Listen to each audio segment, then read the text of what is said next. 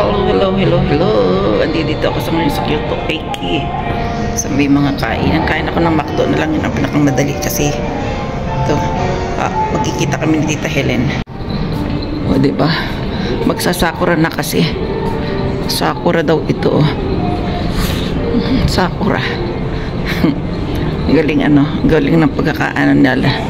Orange na orange.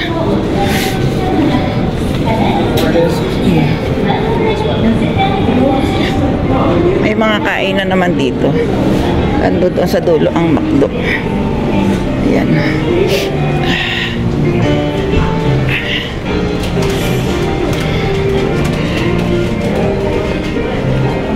Kaya saan kaya si Tita Helen?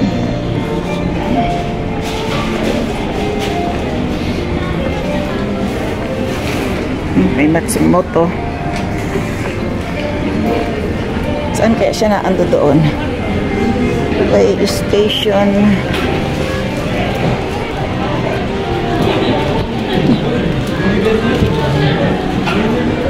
Tingnan ko nga kung saan may mayroong headset dito sa mobile.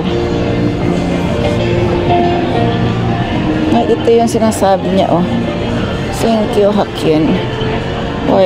Wireless.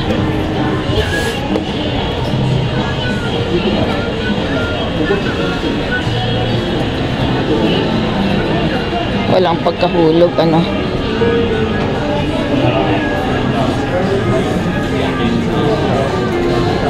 kung ano na ang binili ko. Ito kaya bilhin ko. Ito. Parehong itim. Kaya ito maganda kaya to.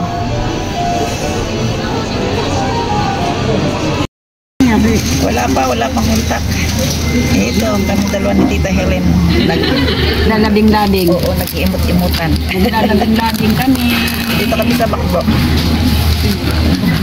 Kasi kahapon dapat sila Tita Helen kami. Wala umulan.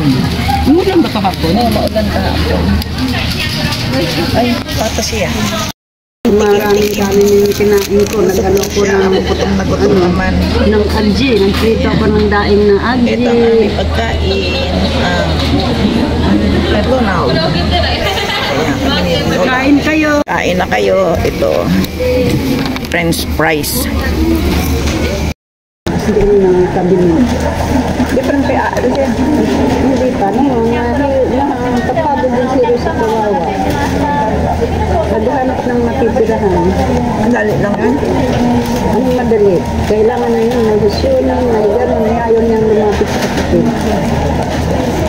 Kasi nagkaroon sila ng parang na hindi nila naglabas. Dahil pinalalayas kami, di ba?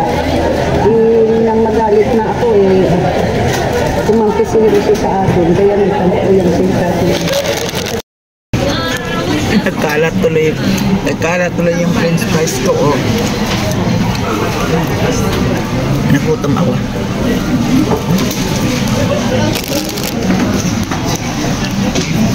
Nasa ilalim kami ng lupa. Sa basement ito.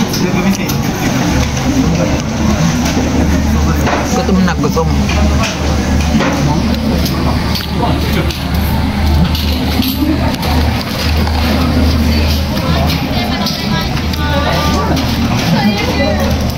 Madalang na ako kumain ito. Hindi ako pala kain ng mga instant.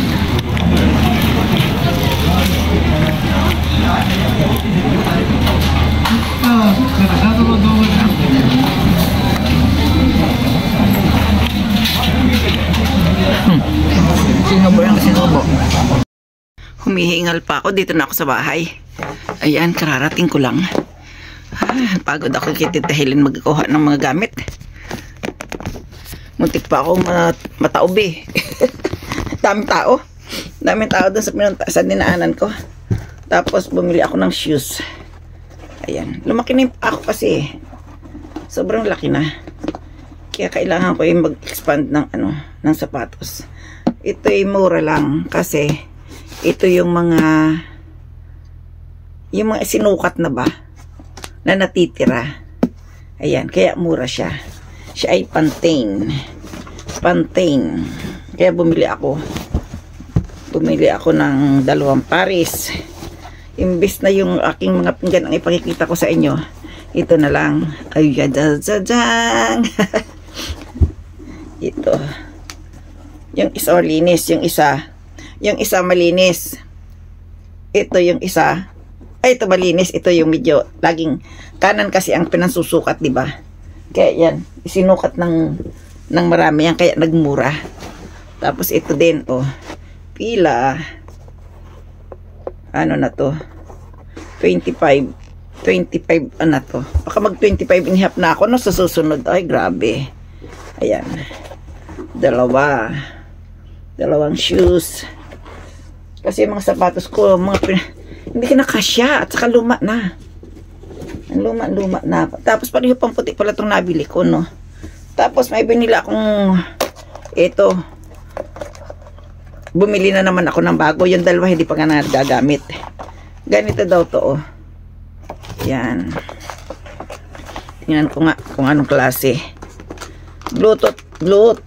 Ang Bluetooth ni Lola. May 2 na akong binili nito. Hindi kayo magkasya sa tainga ko. Pag ito hindi na naman naging maayos, kawawa naman ang aking kinabuhi na. Ay, ano ito? Black. Black is black. I want my baby black. Ayan, oh. Ayan. Paano kaya paggamit nito? Pero mukha siya maganda. Kasi nga, hindi na siya mahuhulog, Mahulog man, may nakasupport. Ay, ano ba to? Ayaw matanggal, Mahulog man siya, may nakasupport na Baka naman ito pag hinila ko, mapasama. Saan bang hila dito? Dito. Pero, paano ito malalagyan ng battery? Saan ang anuhan ng battery nito? Pag mag-juju din. Dito sa gilid. Okay. Ayun. Ganyan daw to. Ganyan. Ay, nag-XX na. Ano ba to? Right. Ganon. Kaya, kahit mahulog to, may suporta. Nakaganon siya. O nakaganon. Nakaganon yata. O, diba? Nakasupport. Kaya okay na rin. Ito na naman tayo, sa ayan, dito ka. Mamaya ko na isi-setting para maganda. Kasi may time na yung aking iPhone na naturingan, kailangan naka-headset ako. Pero pag ito hindi na naman naging maayos, ay kadami ko ng headset. Diyan ka muna at mamaya kita anuhin.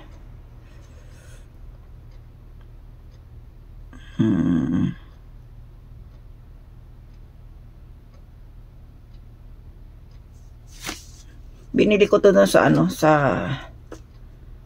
sa mama. Sa mama daw. Ay, naku, ginaw. Ang ginaw ngayon dito sa Japan. Sobrang ginaw. Talagang hindi ako lagay sa ginaw. Dito na lang ako magsasampay sa loob ng balay. Kasi maginaw sa labas. Mahirap matuyo. Mahirap makapagpatuyo ng damit. Kailangan kong may uniforme ako. Uniforme. Sampay tayo. Ganito dito ang buhay. Sa loob ng balay magsampay. Kasi nga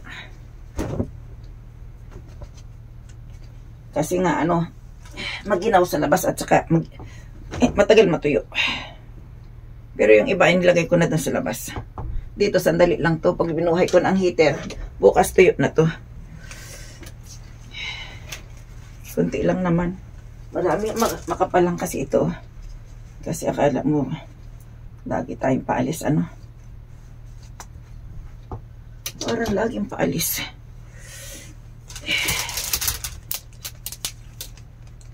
Yan. Sampay-sampay sa balay. Kaya ang hirap ng buhay ng OFW. Gusto nyo? O, punta kayo rito. Punta kayo sa ibang bansa para matikman kung ano yung minimithi. Ano, pag kayo naman naandi dito, akala nyo malaking kita. Ganon din yun. Kasi ang binabayaran, ganon. Yan din ang babayad mo. Yan din ang gagastusin mo rito, hindi piso. Kaya yung inyong magiging ano, o kwentuhan ko na kayo. Magkukwento na ba ako ng ano, ng buhay dito? Akala niyo siguro maganda dahil may yen. Hindi niyo alam, dito ang ginagastos namin ay yen din. Kahit tumahod ka na ng limpak-limpak, kulang pa rin. Maingit lang kayo kung sasabihin ganito ang sinasahod ng 1,000 na, di ba? 1,000 pag wala ng 1,000. Yan. Dito ka. Colorful. Gusto ko nang matulog eh. Inaantok na ako. Kaya kinukwentuhan ko na lang kayo. Para alam niyo ang kinabuhi dito sa ibang bansa. Yan. Sa ibang bansa ay mahirap. Lalo na kung ikaw ay nag-iisa. Pag dalawa naman kayo, gagawin ka rin naman katulong din. Mag-isa ka na nga lang. Ay.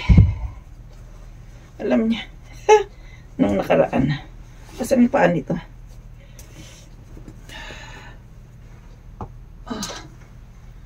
Oh my God. Hanggang dito na lang ang aking pagsasampay. At hindi na pwedeng ipakita ang aking salawal. Jababu. Puro itim ano? Puro initiman. Diyan na. Bye-bye na tayo.